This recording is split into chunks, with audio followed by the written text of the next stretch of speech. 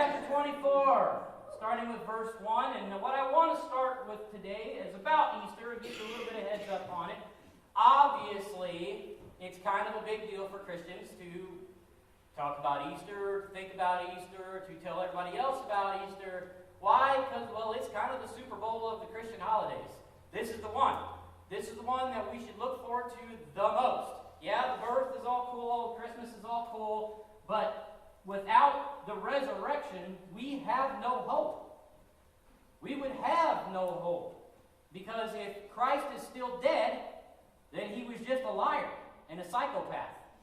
But because he's alive, he rose up from the grave and he's able to sit with the Father in heaven, we too have the same chance to be able to rise and be with him in eternity. Which is a cool thing, right? Amen. Amen. It says this, it says, "But on the first day of the week, at early dawn, they came to the tomb, taking the spices they had prepared. They found the stone rolled away from the tomb. But when they went in, they did not find the body. While they were perplexed about this,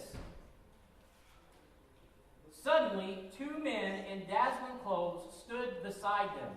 But the women were terrified." Well, I bet they were. They just got the crap scared out of them. "They were terrified and bowed their faces to the ground. But the men said to them, 'Why do you look for the living among the dead?'" Folks, he is not there. Nothing out of that? Okay, we say it again.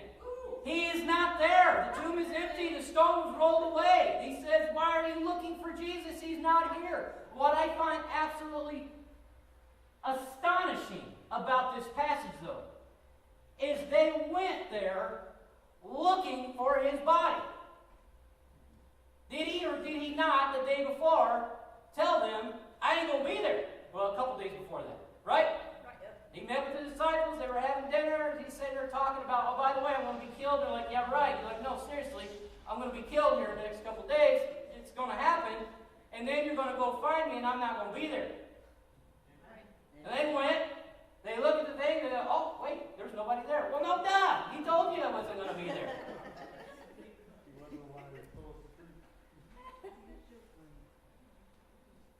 I laugh when people get surprised when I show up at places. So people will very often ask me to come over and do something, go out, whatever the case is. And then I show up and they're like, "Well, I didn't think you'd actually come." Why? You think I'm too cool for you or something?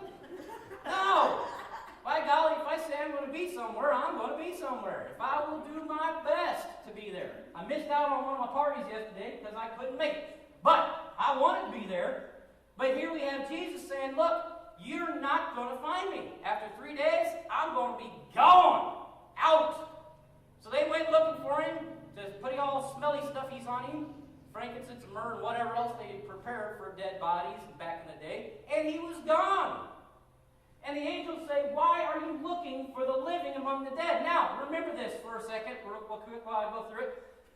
They're saying not just his body, but he says specifically, "Why are you looking for the living amongst the dead?" They just saw him die.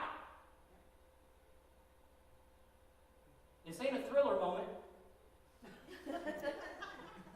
No, they're looking for the. Why are you looking for the living among the dead? It doesn't say why are you looking for his body laying here. It says the living, which I find that so cool because the angels clearly know what's going on, and they not only has he risen, but he says he is alive. He is not dead. He is up and at 'em. Gone. He ain't here. He says this. He's not here, but has risen. Remember how he told you this. Remember? He told you this a few days ago that this was going to happen in Galilee. That the Son of Man must be handed over to the sinners and crucified, and on the third day rise again. Then, and only then, did they remember his words. And returning from the tomb, they told all this to the 11 and to the rest. Oh, now you remember after we bring it up that he already told you he was going to rise on the third day. Oh, okay, that's fine. So they left there and they went back to the disciples, the 11. Some of you are saying, "Wait, there's 12 disciples." No, Remember, Judas hung himself at this point. So there's 11. Now, it was Mary Magdalene, Joanna, Mary the mother of James, who, by the way, is also the mother of Jesus, in case you didn't know, and the other women with them who told this to the apostles. Now, here is what is amazing to me. But these words seemed to them as an idle tale. They thought, the disciples thought they were spinning yarns. They were lying, telling some kind of crazy story. He says this, they did not believe them, but Peter got up and ran to the tomb, stooping and looking in. He saw the linen clothes by themselves. Then he went home, amazed at what had happened.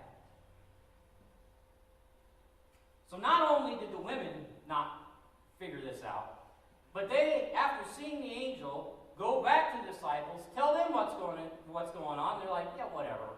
You're wrong. This is crazy. Never mind they saw an angel. Now, it doesn't say one way or the other whether they told them about the angel, but I would have to believe that if I just had the tar scared out of me by two angels, I'm going to be sharing that message. By the way, there were two angels there. And, oh, by the way, the stone was rolled. Nah, you guys are crazy. There ain't no way. But Peter gets up, he runs to the tomb, he looks in, and he's like, what? Nothing.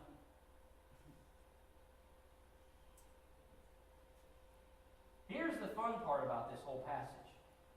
It isn't that they didn't believe what was going on, which is interesting. It wasn't any of that.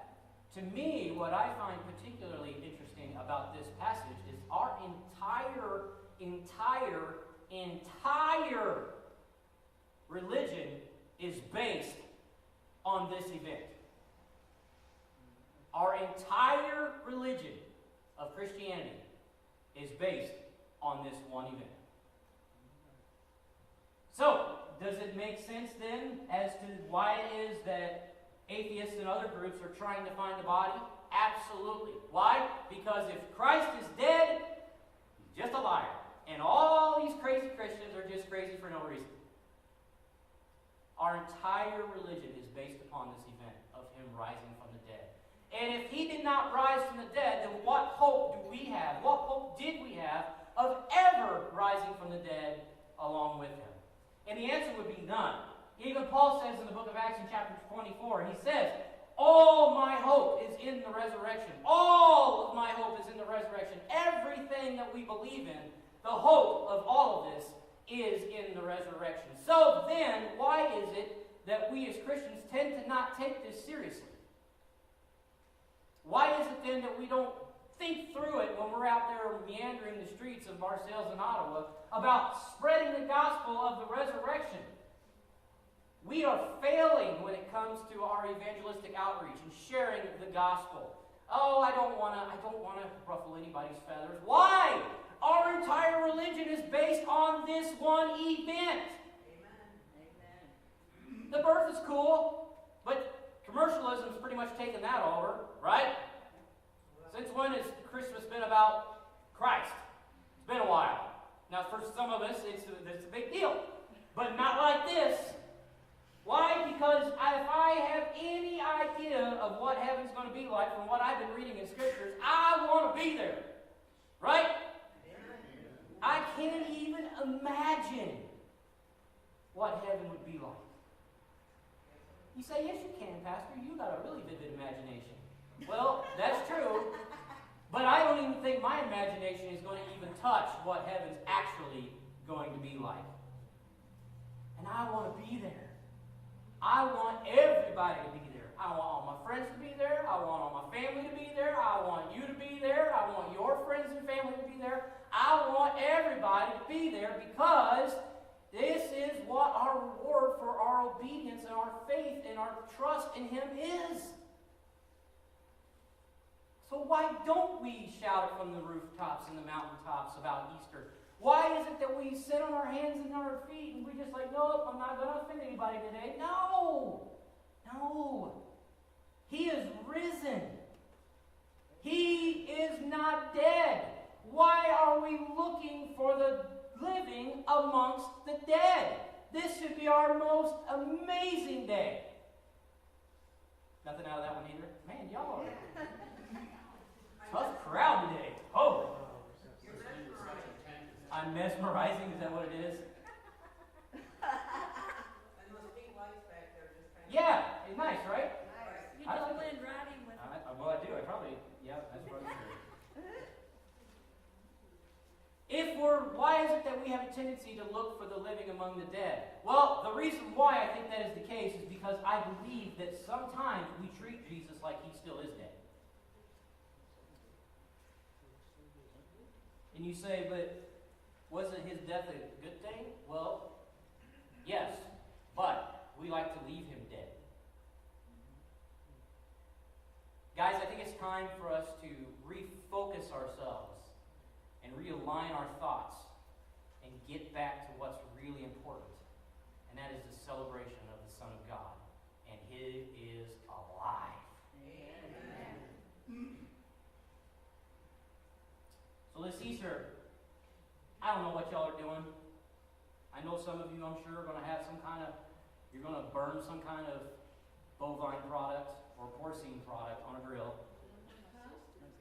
I don't know if you got crock pot stuff going. I don't know what your after church plans are.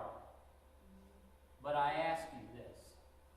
When you leave here, are you going to shout from the mountaintops? Are you going to take Christ with you? Or are you just going to leave him dead in the tomb? I would be absolutely blown away if today our congregation, who is pretty sparse for the most part, we're missing a lot of people, which isn't uncommon for our congregation because, people travel during Easter. But what would happen if today, Easter 2019, if our church got refocused back on Jesus to the point where no matter where we went and what we did, we were proclaiming the name of Jesus Christ? What would happen, or what could happen to this congregation? I started that Plus One initiative back last year. So far, I'm not seeing too many plus ones. Here and there. But what would happen if today, Easter 2019, if that plus one took off? We could go from 50 people to 100 people like that. But more importantly, how many people's lives will be touched by you and because you shared the gospel with them? Folks, Jesus Christ is not dead. He's alive. I think it's time for his church to become alive again too.